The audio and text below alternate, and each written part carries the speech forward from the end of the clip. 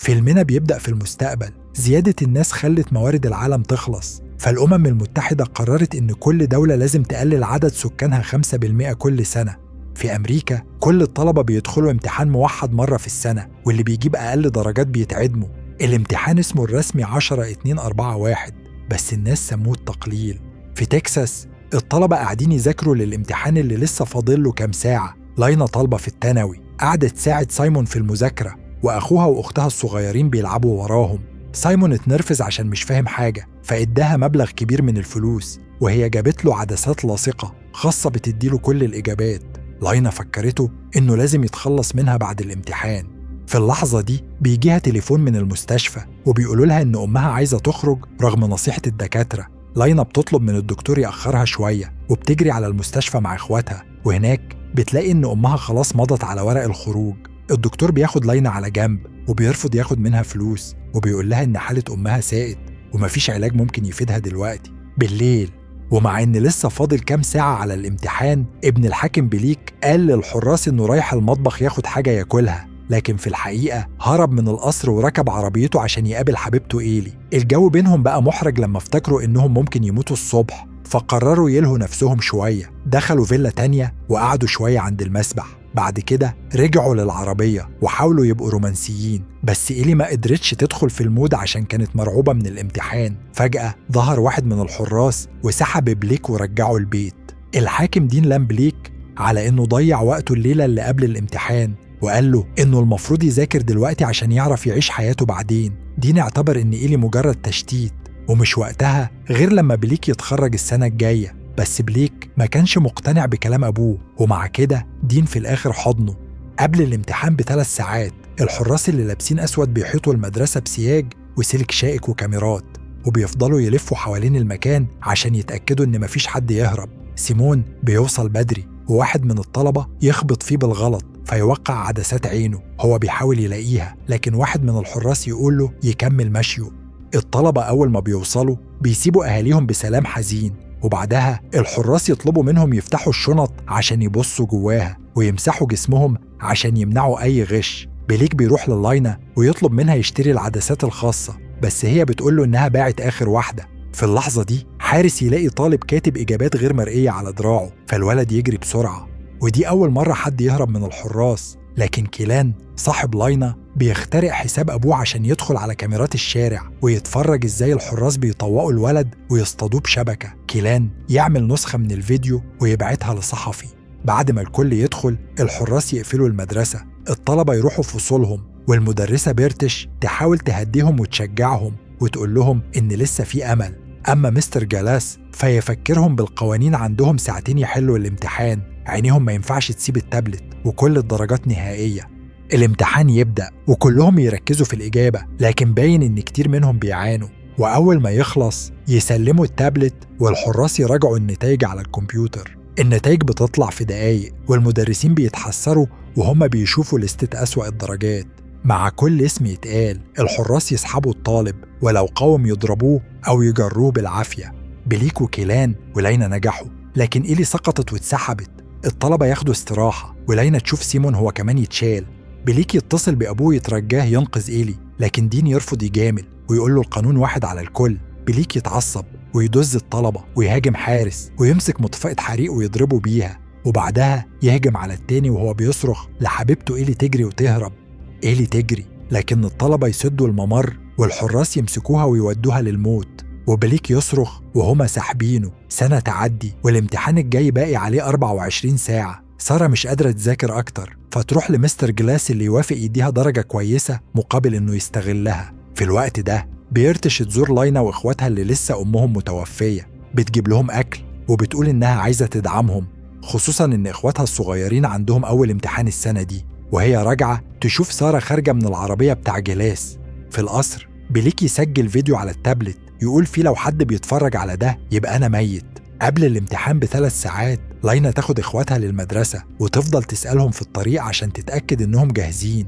ودين يحاول يبين إنه بيدعم بليك قبل ما يمشي، لكن بليك يقوله سيب الكلام ده لوقت تاني. واحد من الحراس لاحظ بليك وهو بيوقع ظرف في صندوق البريد في طريقه للمدرسة، فسرقه وأخده لدين. بعد شوية المدرسة اتقفلت بالكامل، وكل الطلبة قعدوا في مكانهم. في فصل الحضانة المعلمة بتشغل فيديو كرتوني مليان دعايات عن أهمية الامتحان عشان يحافظوا على الأرض.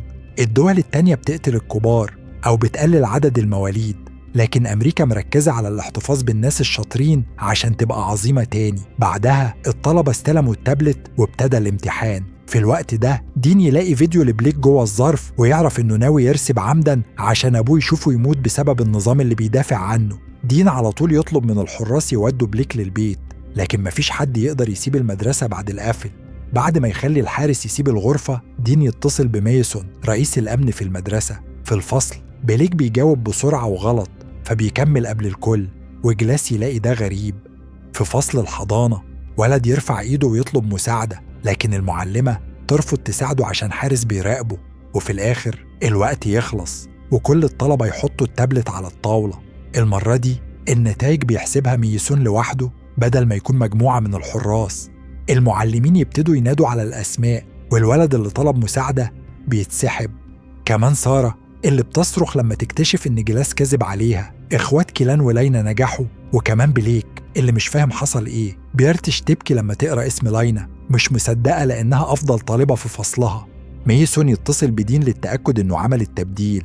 بليك مصدوم وهو بيتفرج على الأطفال بيتسحبوا، وبيرتش تجري على حارس وتطلب منه يتأكد من النتائج عشان مستحيل لينا ترسب.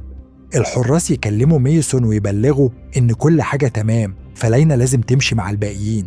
بيرتش وهي بتودعها بتدي لينا بالسر بطاقة الدخول بتاعتها وتفكرها دايما في فرصة. بعد كده المدرسة تعمل حفلة للناس اللي نجحوا، وبيرتش بتلاحظ جلاس بيغازل طلبة تانية. في الوقت ده دين في حدث عام وخطاباته بتتعرض في الحفلة، والناس كلها بتصفق له وهو بيوضح التحسينات اللي عملها ويقول إن القرارات كانت صعبة لكن ضرورية. هو شايف إن امتحان التهنين مش وحش وبيسميه ابتكار. دين كمان يعلن إنه هيرشح نفسه للرئاسة، وبليك مش عاجبه ويمشي من الحفلة. في ممر خاص الأشخاص اللي رسبوا بيطلبوا منهم يشيلوا هدومهم للتطهير وبيتضربوا لو ما سمعوش الكلام. لينا تحط بطاقة الدخول في بقها عشان تخبيها. بعدها بيلبسوا هدوم شبه السجن ويتربطوا بالكراسي. بالقرب منه بليك يوصل للممر ويتظاهر إنه تعبان قوي. لما الحارس يشيك عليه بليك يهاجمه ويوقعه بالسلاح. في نفس الوقت كيلان يدخل على حساب أبوه تاني ويتفرج على الطلبة الراسبين في الكاميرات، بس الموضوع مؤلم فيبعد شوية عن الشاشة. بعد ما يخبي الجسد اللي مغمى عليه، بليك يستنى ميسون يسيب غرفة التحكم ويتسلل جواها. بيحاول يستخدم الكمبيوتر لكنه يطلب كلمة المرور. لما الحراس يستعدوا يحقنوا الطلبة، بليك يقطع الكهرباء في المبنى كله عن طريق العبث بصندوق الكهرباء، بينما ميسون يلاقي الحارس اللي مغمى عليه. الأصفاد الإلكترونية تبتدي تفشل والطلبة يحاولوا يهربوا والفوضى تسيطر على المكان، بينما الحراس والطلبة بيتقاتلوا. لينا تستغل الفرصة وتهرب باستخدام بطاقة بيرتش على الباب. ميسون يرجع بسرعة لغرفة التحكم، لكن بليك مخبي نفسه في التهوية. ميسون شايف إن النظام واقع وبيقول للحراس يجيبوا أبو كيلان عشان يصلحوا. في الحفلة الحراس يقولوا لكل الناس إن دي بس مشكلة كهرباء عادية، وبيودوا أبو كيلان لغرفة التحكم. وأثناء ما الراجل بيشتغل، ميسون بيروح يشوف الطلبة اللي اتكبلوا تاني بالأصفاد. ميسون بيفكر الحراس يعدوا الطلبة، وبيلاحظوا إن في حد مش موجود.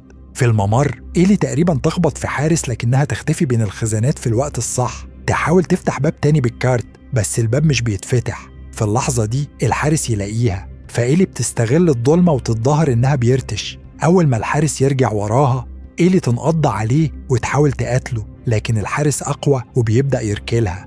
فجأة بليك يظهر ويمسك القتال ويستغل عنصر المفاجأة ويوقع الحارس. بعد كده بليك يعترف إنه فشل عن قصد، ولينا تلاحظ إن في حاجة غريبة في كل النتائج. بليك بعد كده يشغل الإنذار عشان كل الحراس ييجوا الممر، وهو ولينا يتخبوا في التهوية. ميسون يعلن إن المدرسة هتفضل مقفولة لحد ما يلاقوا لينا، ومش فارقة معاه إن الأطفال المفروض يكونوا رجعوا لأهلهم دلوقتي. في التهوية بليك يلوم لينا على إنها باعت العدسات للأطفال اليائسين لأنها شايفها استغلال لمخاوفهم. لينا تشرح له إنها عملت كده بس عشان تدفع مصاريف علاج أمها، وبليك يعتذر على طول. كمان هي تعترف إنها كانت معجبة ببليك قبل كده. في بيت الحاكم مراسل يسأل دين عن توقف المدرسة الطويل، ودين مش كان عارف. بيتصنع إن كل حاجة تحت السيطرة، وبعد المقابلة يشيك على الأخبار ويكتشف إن صاحبة كيلان المراسلة واقفة قدام المدرسة. هي بتغطي الأزمة وبتعمل لقاء مع الأهالي القلقانين على أولادهم. في نفس الوقت ميسون بيخلي كل المدرسين يثبتوا إن معاهم كارت الدخول بتاعهم. لما بيجي على بيرتش جاله مكالمة من دين بيزعق له يحل المشكلة بسرعة. وبنرجع لبليك ولينا هما بيكملوا التحرك في التهوية، وفجأة السطح ينهار وبليك يقع في المسبح. لينا تنقض على طول وتسبح بسرعة عشان تنقذه وهو فاقد الوعي. لحسن الحظ لينا عارفة الإسعافات الأولية وبتقدر تصحيه. بعد كده راحوا على الخزانات ولفوا ورا بعض وهما بيغيروا هدومهم بالملابس الناشفة.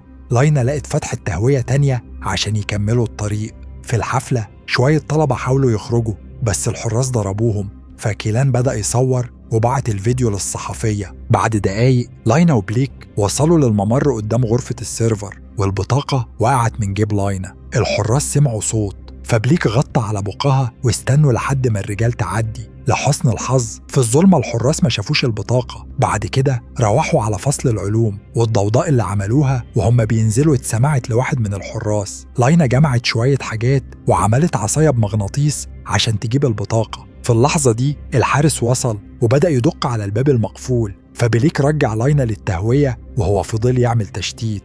بليك حاول يختبئ ورا الطاولات لكن الحارس دخل بسرعة وشافه، وبعدين بليك وقع مغمي عليه على الأرض. في التهوية لينا استنت لحد ما الحراس يتحركوا ونزلت المغناطيس. قدرت تمسك البطاقة ورفعها، لكن الحارس فجأة شدها وطلع هو بليك اللي سرق الزي من الحارس اللي وقع.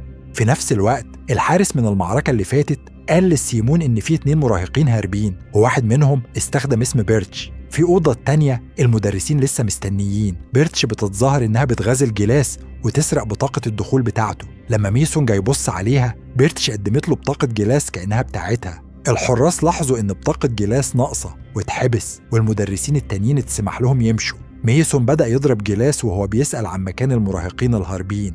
أما لينا دخلت التهوية لحد غرفة السيرفر وحاولت تستخدم الكمبيوتر، لكن برنامج الامتحان بيطلب باسورد ميسون. بعتت رسالة لكيلان تطلب منه المساعدة. في اللحظة دي أبوه كيلان خلص تصليحات الكهرباء والباور رجع. كيلان حصل على الواي فاي واستلم رسالة لينا وبعت لها فيديو لميسون وهو بيدخل الباسورد قبل كده. لينا نسخت الباسورد ودخلت على نظام الامتحان وبدأت تتأكد من إخواتها إنهم نجحوا. بعدين بصت على نتيجتها ولقت إنها جابت 98%، لكن لسه رسبت. وبليك نجح ب15%. نفس الموضوع حصل مع إيلي اللي رسبت بدرجة 88%. واضح إن دين كان بيعبث في النتائج من فترة. وبينما دين بيظهر في مؤتمر صحفي وقال إن لينا قتلت حارسين بعد ما رسبت في الامتحان، الحراس كانوا بيشتغلوا عشان يحافظوا على أمان الكل.